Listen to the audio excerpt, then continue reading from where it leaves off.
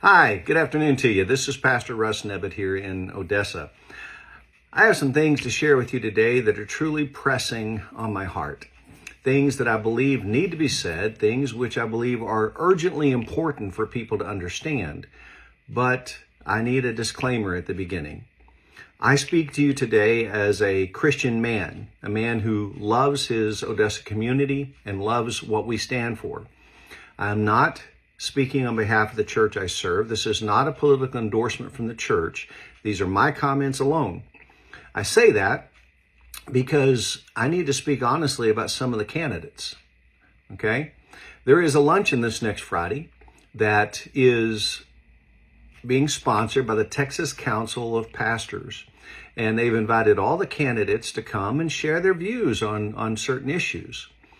Our mayor will be there.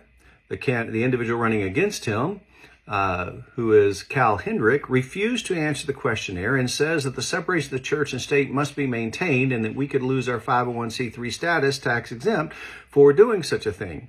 Well, Mr. Hendrick is a lawyer who doesn't know the law very well, because as long as a church does not endorse a political candidate, the members of a church can participate in anything they want to participate in. And our church is not endorsing a candidate, so we're not violating the law. What we do have is an individual who fully supports the gay LGBTQ agenda, who is refusing to answer questions about what he believes because he knows that'll get him in hot water with the residents of our community. We also have an individual in Craig Stoker who is married to another man and who's going to be pushing that agenda in our community. What I want to say to you is our current leadership in Odessa has caught a lot of flack. Water leaks, infrastructure problems, but you realize they didn't create those problems. They inherited those problems, and they're working hard to fix it. I applaud them for getting game rooms out of our community and trying to make our community a wholesome, safe place to raise our families. And so I want people to know the truth. I want people to understand that just because someone has the tag lawyer on their door does not make them qualified to lead. In fact, morality has more to do with leadership than education.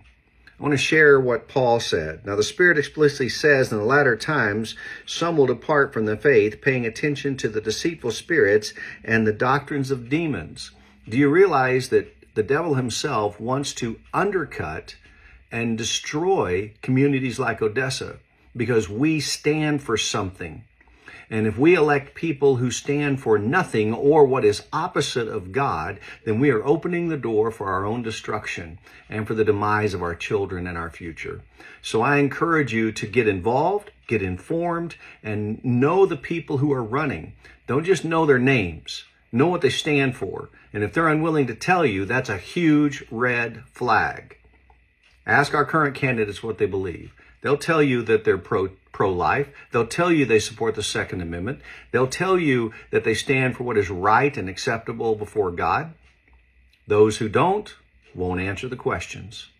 It's real easy to figure it out. Just ask the questions. And if you need any more information, I'll try to share it.